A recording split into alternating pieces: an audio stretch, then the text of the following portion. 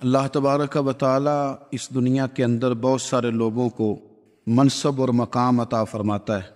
بہت سارے لوگ ایسے ہوتے ہیں جنہیں اللہ تبارک و تعالی زندگی میں بڑے بڑے مواقع عطا کرتا ہے۔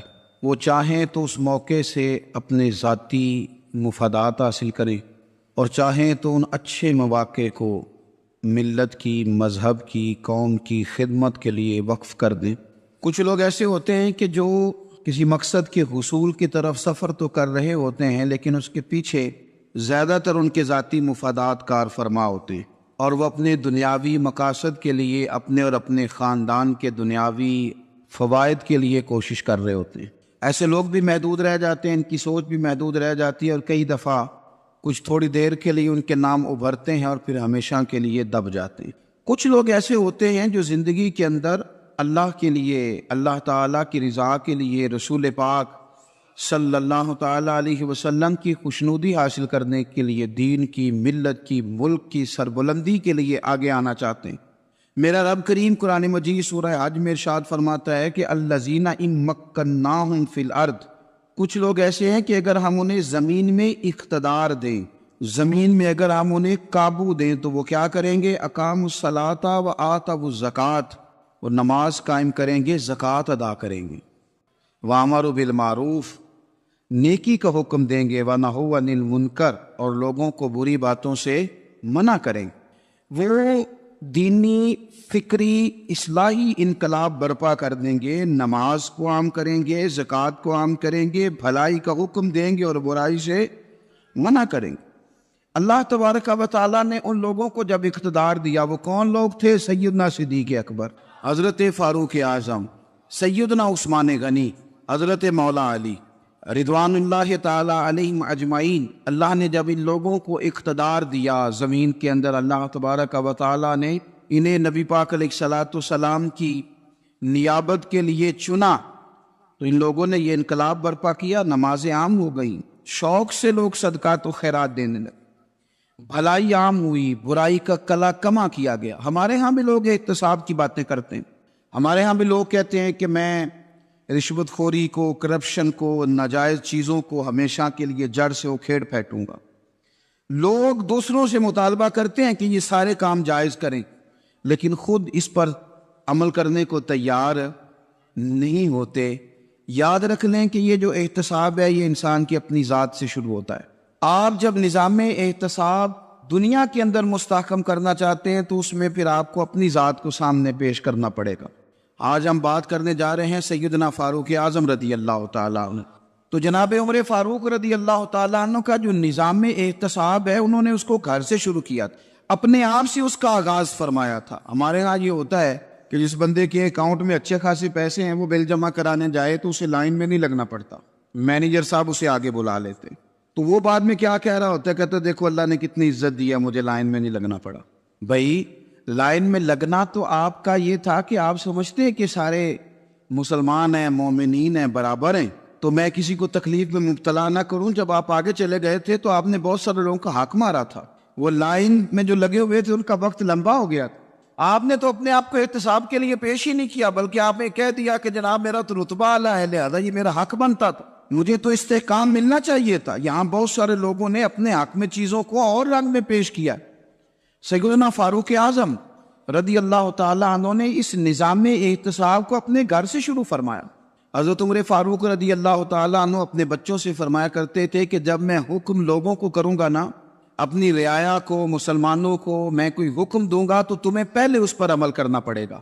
آپ فرمایا کرتے تھے یاد رکھنا، لوگ تمہیں اس طرح دیکھیں گے، لوگ اس طرح تمہیں دیکھیں گے جس طرح گوشت کھانے والا پرندہ گوشت کو دیکھا کرتا ہے۔ چیل گوشت کھاتی ہے تو کیا کبھی اس کو پیغام بھیجنا پڑا ہے کہ تو آجا یہاں گائے مر گئی ہے، بھینس مر گئی ہے؟ خود بخود اس کی نظر ہوتی ہے، وہ پہنچ جاتی۔ جناب عمر فرمانے لگے میرے گھر والوں، میرے بیٹوں، میری بیٹیوں، میری اہلیہ، لوگ تمہیں اس طرح دیکھیں گے جس طرح گوشت کھانے والے پرندے دیکھتے ہیں، لہذا میں جب کسی کو عمل کروں تو پہلے تمہیں اس پر عمل کرنا پڑے گا جب میں کسی کو حکم دوں۔ آپ فرمانے لگے یاد رکھنا، اگر تم نے میرا حکم نہ مانا تو غیروں نے حکم نہ مانا تو انہیں ایک سزا ملے گی، اور اگر میرے گھر والوں نے نہ مانا تو ڈبل سزا ملے گی، تم پر ڈبل سختی کی جائے گی کہ تم نے میری بات کیوں نہیں مانی۔ یہ نظام احتساب ہے۔ ہم نہ دوسروں کے بچوں کا گلا کاٹ کے اپنے بچوں کی خوشیاں لینا چاہتے ہیں، ہم چاہتے ہیں کہ دوسروں کے بچوں کے حصوں کا مال میرے گھر میں آ جائے، آ جاتا ہے۔ کچھ لوگوں کی سیاست چل جاتی ہے، کچھ لوگوں کا فریب اور فراڈ کام کر جاتا ہے، لیکن وہ گھر روشن نہیں ہوتے۔ ان گھروں میں پیسہ ہوتا ہے پر قرار رخصت ہو جاتا ہے، ان گھروں میں آسانیاں اور وسعتیں تو آ جاتی ہیں لیکن ایک دوسرے کا احترام ختم ہو جاتا ہے۔ سیدنا فاروق اعظم رضی اللہ تعالیٰ عنہ کا یہ طریقہ تھا کہ وہ اپنے بچوں پر سختی کرتے۔ آپ ہمارے ملک میں یہ نظام ہے، موجودہ حکمران ہو یا ان سے پچھلے، بچے سب کے ملک سے باہر رہتے ہیں، یہاں رہتے ہیں تو محلات میں، باہر جاتے ہیں تو بڑی بڑی آسائشوں میں۔ ان کے بچوں کے لیے قانون بھی الگ سے ہیں، قاعدے بھی الگ سے ہیں، اور ہمارے ملک کے اندر تو ایک باقاعدہ پروٹوکول کا سسٹم ہے، اس سسٹم سے گزر کر بڑے بڑے لوگ چلنا پسند کرتے ہیں۔ ہمارے زمانے میں بھی کچھ چیزیں سرکاری ہوتی ہیں خالص، لیکن عجیب نظام ہے نا، ہر چیز کا کرایہ بڑھ جاتا ہے، سرکاری دکان کا نہیں بڑھتا۔ باقی دکانیں 5-6 سال کے لیے ملتی ہیں، سرکاری دکان پہ آپ قبضہ کرنا چاہیں تو پورے 100 سال کے لیے مل جاتی ہے، چونکہ یہ عام عوام کی پراپرٹی ہے تو اس کے ساتھ جو مرضی کو سلوک کرے۔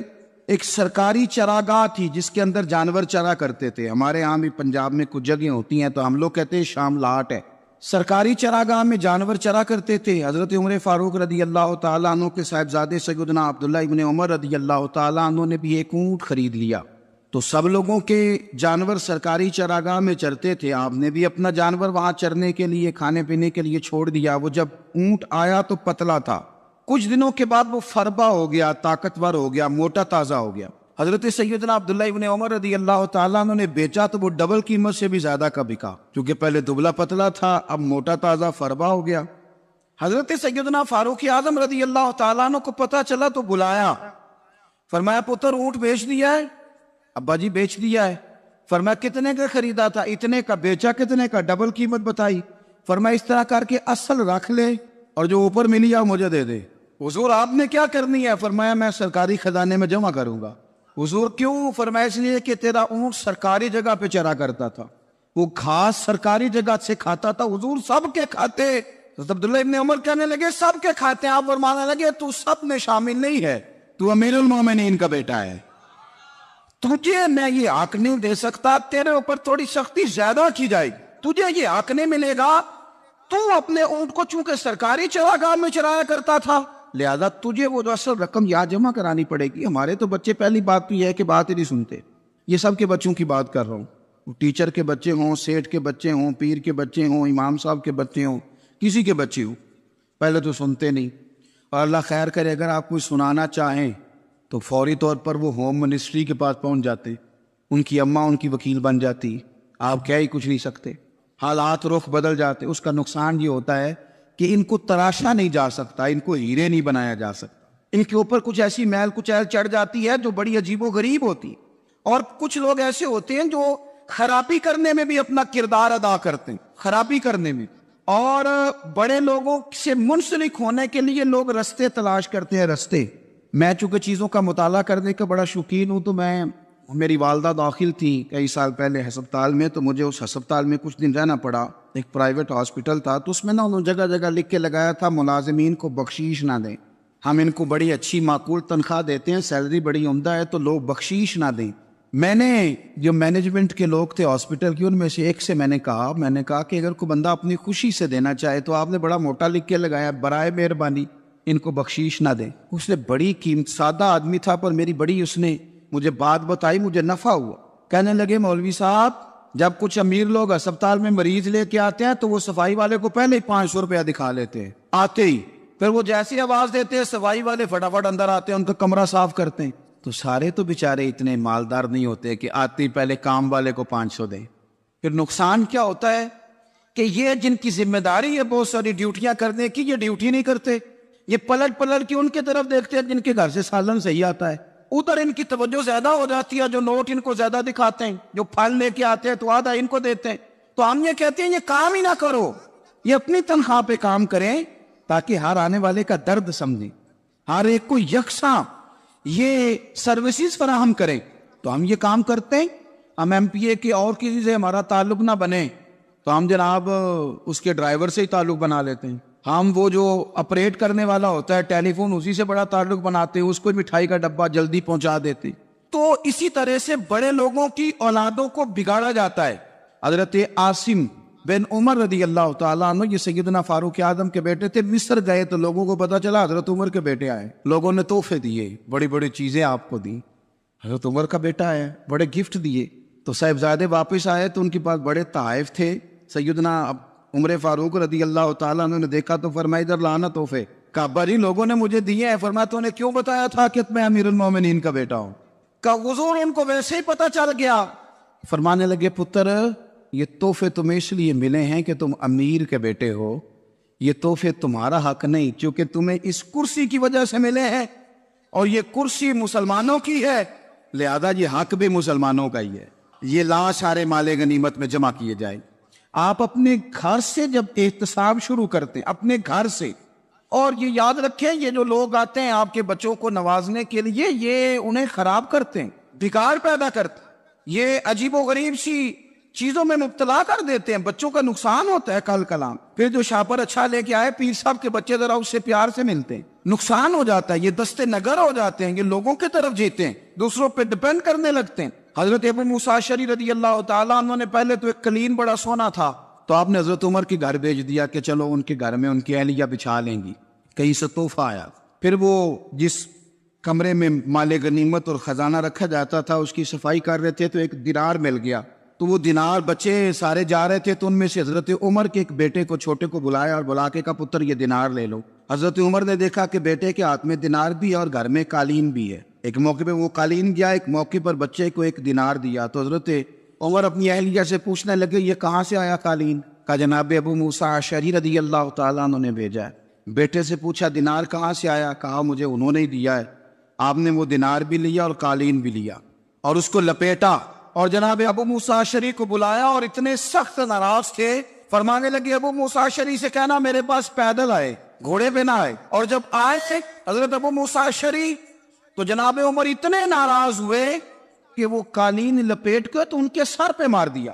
فرمانے لگے پکڑو اپنا دینار، تمہیں پورے مدینے میں میرے بیٹے کے علاوہ کوئی اور نہیں ملے گا جسے تم خراب کر سکو. میرا پتر ہی ملا تھا بگاڑنے کی، کس نے اجازت دی تم میرے بیٹے کو دینار دو؟ کیوں لائے تم میرے گھر میں قالین؟ حضرت عمر فاروق رضی اللہ تعالیٰ عنہ فرمانے لگے میں زمین پہ سونے کا عادی ہوں، زمین چٹیل بھی ہو تو رب کا بندہ بن کے سوتا ہوں تو اللہ مجھے آرام اور سکون کی نیند عطا فرما دیتا ہے. مجھے تمہارے مخملوں کی اور قالینوں کی ضرورت نہیں ہے. احتساب یہاں سے شروع ہوتا ہے بھائی. یاز ہم نہ اپنے گھر میں بیٹھ کے مایوس باتیں کرتے ہیں اور فلانے کے بچے کہاں پہنچ گئے، فلانے کے بعد بڑا پیسہ آ گیا، میں کچے مکان میں رہوں، میں یہ کروں، دیکھو مجھے نہیں سہولی. یہ تو آپ مایوسی والی باتیں کر رہے ہیں، یہ تو آپ کمزور باتیں کر رہے ہیں. یہ تو اس طرح کی باتیں تو ہارے ہوئے لوگ کرتے ہیں. اس طرح کا لب و لہجہ تو ان لوگوں کا ہوتا ہے جو احساس کمتری کا شکار ہوتے ہیں. یہ آپ نے کس طرح کا لب و لہجہ اور اپنے بچوں کو آپ بھکاری بنا رہے ہیں تاکہ دوسروں کو دیکھ کے تو مایوس ہو جائیں. اٹھ باندھ کمر کیوں ڈرتا ہے، پھر دیکھو خدا کیا کرتا ہے. آپ کا جو احساس ہے وہ اتنا خوبصورت ہو، آپ کے لہجے کے اندر اس قدر ٹھہراؤ ہو، آپ کو اطمینان آ چکا ہو، اور آپ کے بچے کبھی بھی کمپیریزن نہ کریں اپنا کسی کے ساتھ، کبھی بھی انہیں کرنے نہ دیں. آپ وہ کبھی یہ بات نہ کریں کہ فلانے زیادہ اچھا کھاتے پیتے ہیں تو ہم کدھر ہیں، کرنے نہ دیں. انہیں بتائیں کہ بیٹا اپنی مٹی پہ چلنے کا سلیقہ سیکھو، سنگ مرمر پہ چلو گے تو پھسل جاؤ گے. ان کو بتائیں کہ جو تمہارے پاس ہے یہ خدا کا عطیہ ہے، اسی پر تم نے قناعت کرنی کبھی بھی. حضرت زید بن حارثہ سے نبی پاک صلی اللہ علیہ وسلم کو بڑا پیار تھا. پھر ان کے بیٹے حضور کے غلام زادے حضرت اسامہ بن زید کے ساتھ بھی حضور بڑا پیار کرتے. لیکن یہ تو مسلمہ حقیقت ہے نا کہ عظمت اور شان تو سیدنا فاروق اعظم کی زیادہ ہے. امت کا اتفاق ہے کہ نبیوں کے بعد سب سے بڑا درجہ جناب صدیق اکبر کا، اور پھر اللہ نے مقام عطا کیا حضرت فاروق اعظم کو. یہ بڑے لوگ تھے. ایک دفعہ مال تقسیم ہو رہا تھا تو حضرت عمر رضی اللہ تعالیٰ عنہ نے حضرت اسامہ بن زید کو 4000 دینار دیے اور اپنے بیٹے عبداللہ ابن عمر کو 3000 دینار دیے.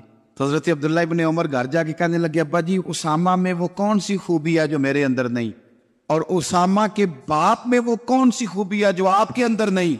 تو حضرت عمر کی عاجزی دیکھیے. حالانکہ بال اتفاق دنیا جانتی ہے کہ جناب عمر فاروق رضی اللہ تعالیٰ عنہ افضل ہیں، پھر بھی پتہ اپنے بیٹے سے کیا کہتے ہیں؟ فرماتے ہیں او سن یار، وہ خدمت گزار ہیں نبی پاک کے، وہ بھی حضور کے گھر میں ڈیوٹی کرتے، نوکری کرتے، اور ان کے بیٹے بھی حضور کی نوکری کرتے، یہ خدمت گزار ہیں۔ فرمانے لگے اگر تو نے پوچھ لیا تو سن، پھر میری تو رائے یہ ہے کہ تیرے سے زیادہ اسامہ بن زید حضور کی نظر میں پیارے ہیں، اور اسامہ کا باپ تیرے باپ سے زیادہ نبی پاک کا پیارا ہے۔ کوئی کمپیریزن کرنے نہیں دیا، بچوں کو کسی ایسی جگہ کھڑے ہونے نہیں دیا۔ فرمایا یہ وجہ ہے، یہ انداز ہے کہ تو زیادہ پیارا ہے۔ حضرت عمر فاروق رضی اللہ تعالیٰ عنہ پسند نہیں کرتے تھے، ذرا برابر بھی پسند نہیں کرتے تھے کہ کوئی شخص اور مال آتا تو اپنے رشتہ داروں کو نوازنے سے بچتے۔ مال غنیمت آتا ہے نا، ہمارے ہاں تو اللہ خیر کرے جب کوئی بندہ کونسلر بنتا ہے، چیئرمین بنتا ہے، تو ٹھیکہ کس کو دیتا ہے؟ کوئی چلو بھتیجا مل جائے، کوئی بانجا مل جائے، کوئی چھوٹا بھائی، اسے بھی کام مل جاتا ہے ساتھ۔ نوازنے پہ لوگ آتے ہیں تو وہ تلاش کرتے ہیں کہ کہاں کو میرا ہے، وہ ٹینڈر ہی ان کے نام کے پاس ہوتے ہیں جن کی طرف ذرا نظر کرم زیادہ ہوتی۔ حضرت عمر فاروق مال تقسیم کر رہے تھے تو بیٹی آگے کہنے لگی ابا جی رشتہ داروں کا بھی حق ہوتا ہے، آپ سب کو دیتے ہیں، آپ کے اپنے آپ کے قریب ہی نہیں آتے۔ تو حضرت عمر فاروق نے کیا لفظ کہے، کیا حقیقت ہے، کیا حسن ہے۔ فرمانے لگے پتر یہ مال تیرے باپ کا نہیں، مسلمانوں کا ہے، جب تیرے باپ کا ذاتی مال ہوگا تو اپنے رشتہ داروں کو دے گا، یہ مسلمانوں کا مال ہے، یہ اسی حساب سے تقسیم ہوگا جو عدل کا حساب ہے، جو ترازو ٹھیک ہے۔ فرمایا تو مجھے یہ مشورہ نہ دے، یہ مسلمانوں کا مال۔ یہاں سے نظام میں احتساب شروع ہوتا ہے، یہاں سے انسان آگے بڑھتا ہے، اور پھر کوئی تکلف نہیں کسی پر حضرت عمر کا، کوئی چھوٹا ہے یا بڑا۔